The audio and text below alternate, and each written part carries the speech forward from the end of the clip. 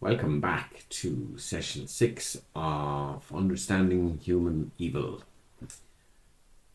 Just briefly review where we are before we head into this session, which is entitled Ideological Evil. So far we have examined evil in certain ways. We've tried to do it in terms of actually maybe looking at different categories of evil. That might be the way to do it, because there's a lot of, when people use the word evil, they think there's just kind of one thing. It's just a terrible thing that people do. But that understanding or that way of framing evil really just doesn't give enough detail. It doesn't tell us enough that we can try and understand it in a way that maybe will help us to do something about it, which at the end of the day is the purpose of this course on evil, is not just to understand evil, but also to be thinking about what we can do about it. But in order to do something about it, we need to try and understand it. So we started off with a definition. We have favored a dualistic understanding, a conflict theory of human evil, that human beings are conflicted and they struggle sometimes between the choices for good and evil, and some will pursue a path that will mean that they will carry out more evil in their lives. We also looked at radical evil. We went and examined Kant's view, and because his view is probably the clearest understanding of a conflict view, which is that this idea that the person uses their own desires and preferences and biases and subordinates the law, the moral law, for their own interest, a form of selfishness. But we added to that in and of itself is not adequate as a theory of evil, because it doesn't have a harm principle built into it. So we have taken the view of saying, right, okay, we can take Kant's insight, but the outcome of the choices and the subordination of the moral law to one's own instincts or desires must result in some kind of harm for it to be called radical evil. Then we visited Hannah Arendt's understanding and her rather revolutionary conceptualization of evildoing in terms of banal evildoing. This is the evildoing that people engage in without allowing themselves to take responsibility for it, or even actually recognizing that what they're doing is contributing to evil. So the banality of evil, we could say that actually, in her view, most evil in the world has some element of having been promoted or encouraged or energized by banal evildoers, people who support it and consent to certain things. And because they don't see evil in the direct consequence of what they're doing in the immediate, they then don't have to take responsibility for their evildoing. Okay, so that's the kind of the broad picture so far. But the one thing that those things have in common is they have this notion that the person has some kind of moral conflict. With the banal evildoer, they've avoided the conflict by actually denying the reality of what they're doing. With the radical evil, the person is not denying the reality of what they're doing. They understand that they're subordinating the law, the moral law, the good, for their own desires, with the consequence that people are harmed. But what happens if there is a form of evildoing that occurs because the person has a belief at some level that even though on its face it looks like evil, it's actually not. It's a form of goodness, because it's unfortunate that the outcome is this terrible harm, but the reasoning for it is because the person believes that they're doing right by doing wrong. This is what happens with ideological evil, and as such, it's probably the most pernicious, and I'm going to use the word pernicious here to talk about pernicious ideology. So we must introduce the concept of ideology. First, I'm not going to delve very deeply into that subject here today. I'm going to do it's a huge subject. I'm going to do a separate presentation on ideology in general. But today I want to look at ideology simply from the point of view of how can ideological positions create the circumstances whereby people will engage in evildoing voluntarily in the belief that in some way they're doing some kind of good. So this is very, very pernicious and very difficult. And in terms of the world we live in terms of when we look at evil doing in the world, this is a seriously important piece of the puzzle of what is human evil. So initially, let's look at what ideology is. It's just briefly, I'm going to just do a sort of broad strokes definition. It's essentially a belief system that guides your life. And it's usually fairly coherent, and it's not just a system of ideas, because ideas are, let's put an example. I think there's a social theorist called Berman, and he puts this really well. He says, an idea is something you have. An ideology is something that has you.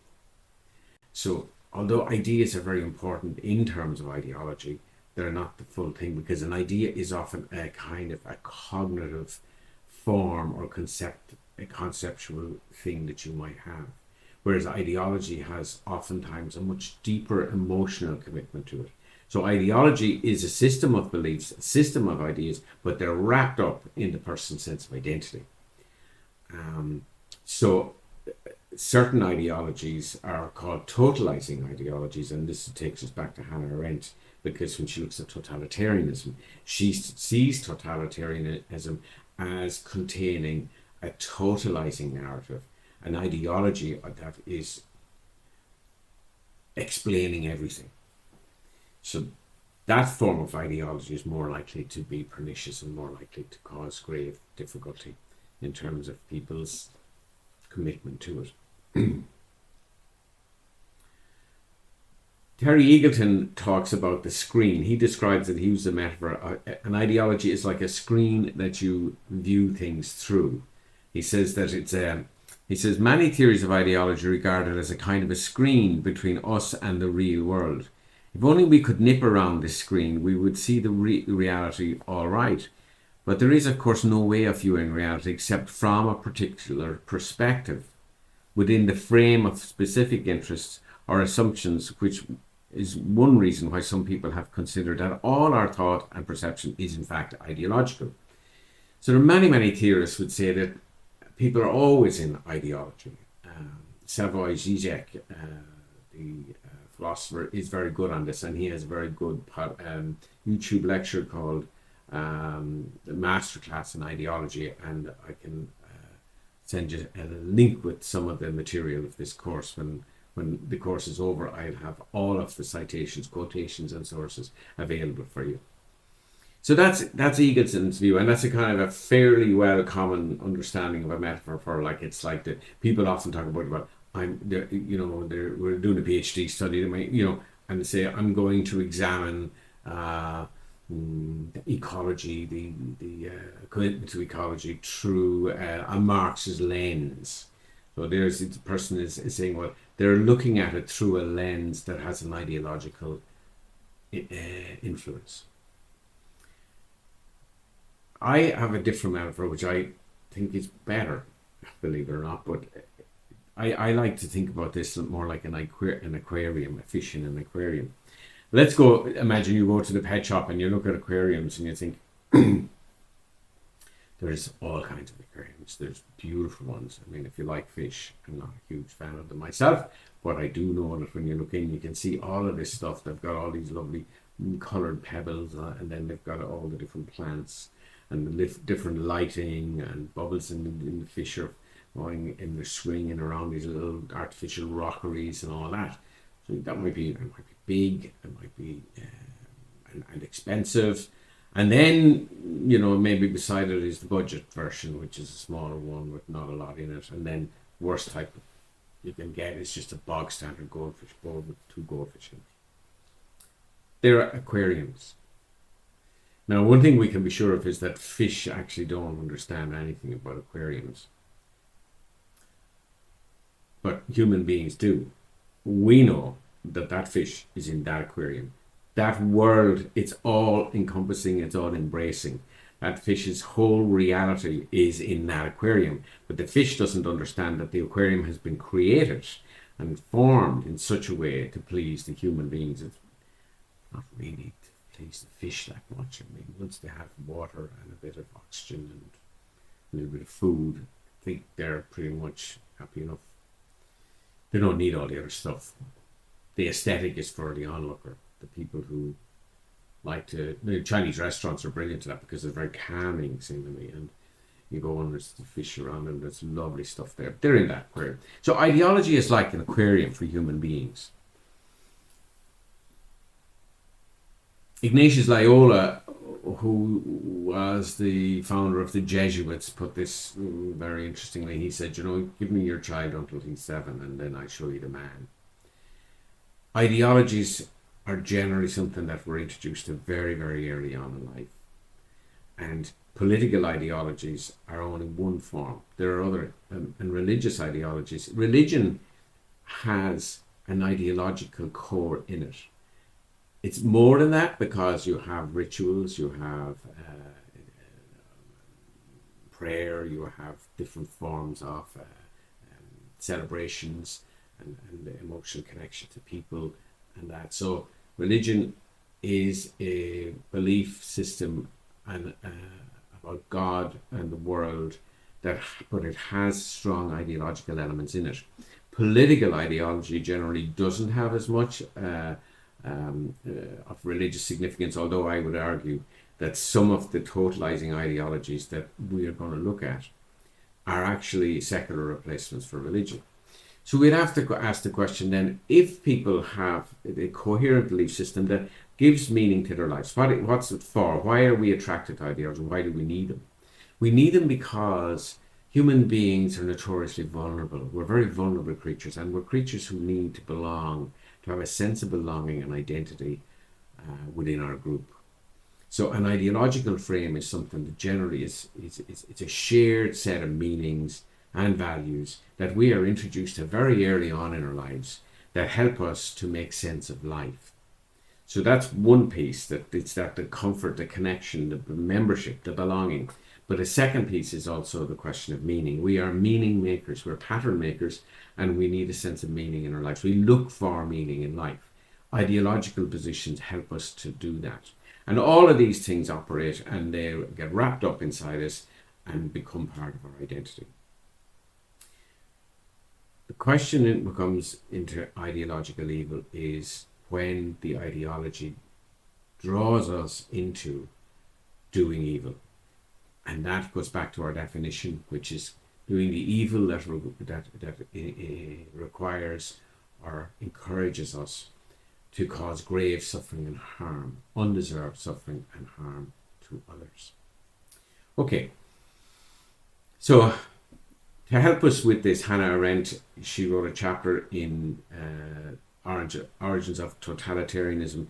She doesn't say a lot about ideology, but the parts that she does say are very, very powerful. And I think they give us a very, very good insight into what it means to have a pernicious ideology.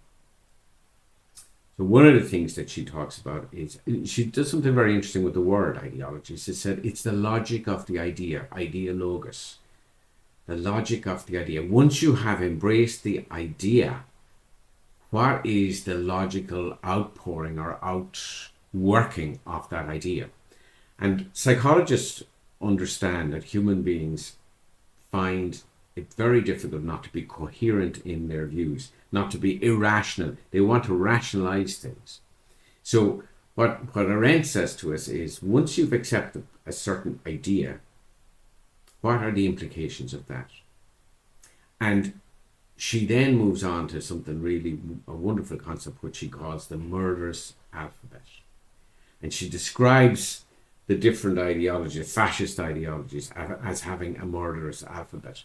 That murderous alphabet means that when you go to A, where does A take you? A will take you to B, and B will take you to C, and C will take you to D. And so if you have a murderous alphabet in an ideology, this means that certain beliefs are given to you that you accept.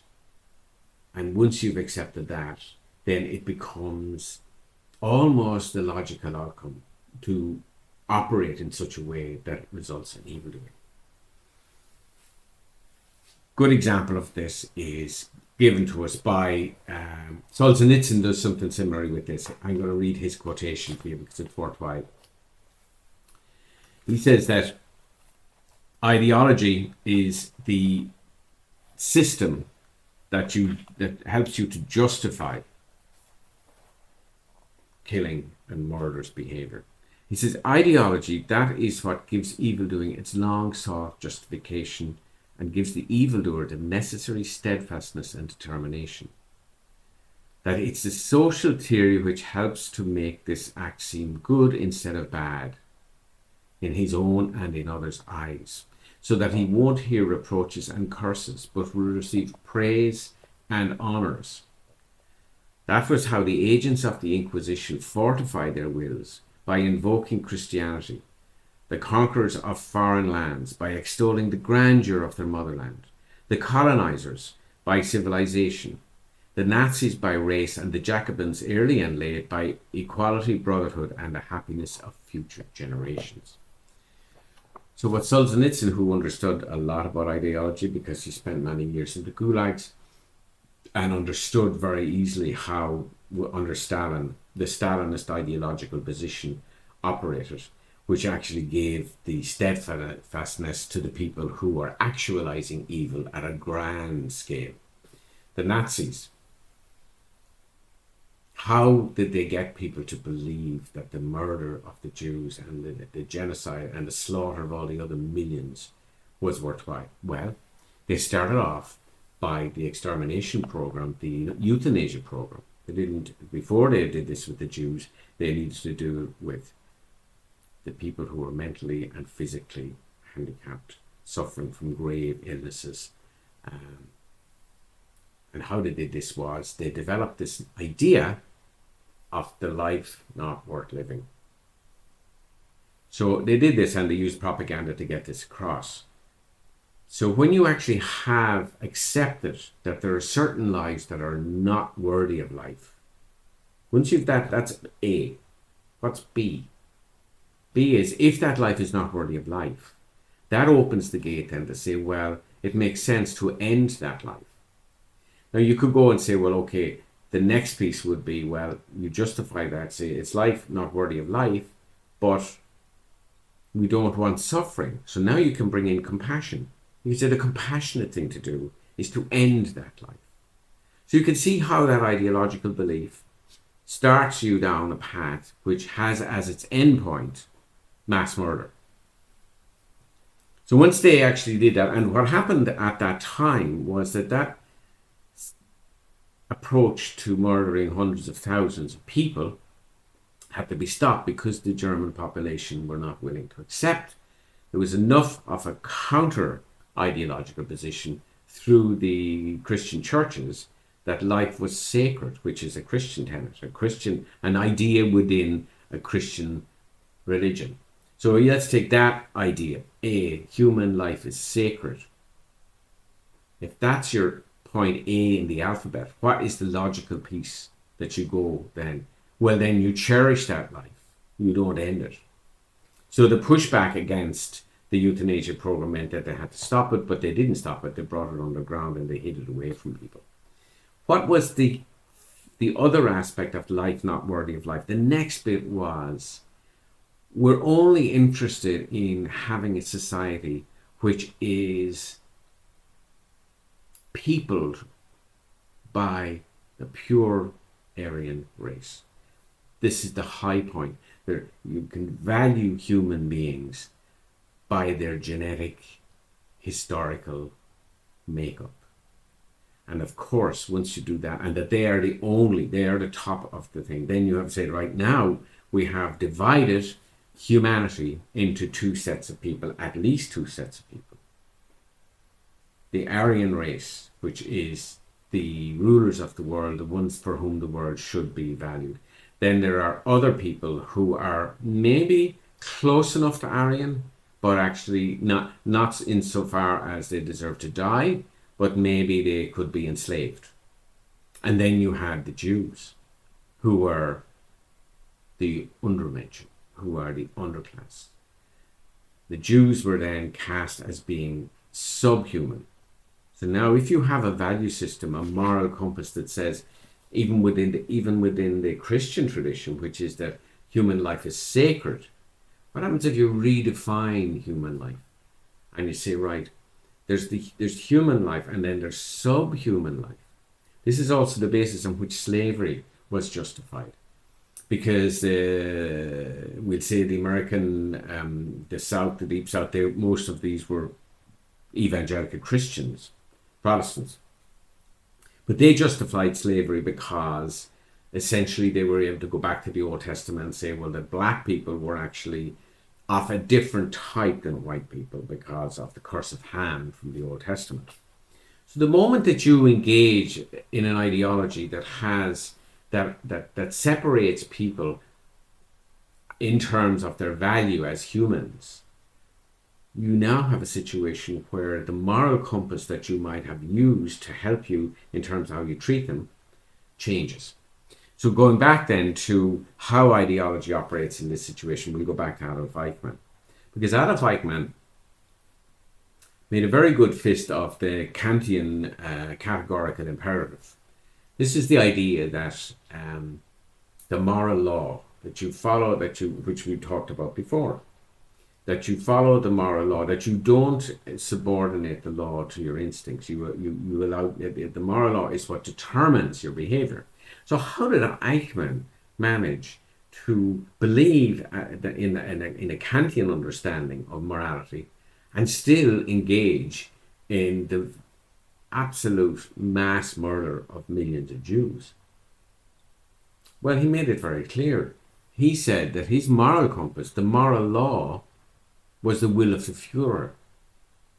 So now you have Kant telling us, right, we have a moral law, and we must subjugate our desires and our instincts and our sentimentalities, our sentiments to that. We must subordinate our own sentiments to the moral law. And here's the twist.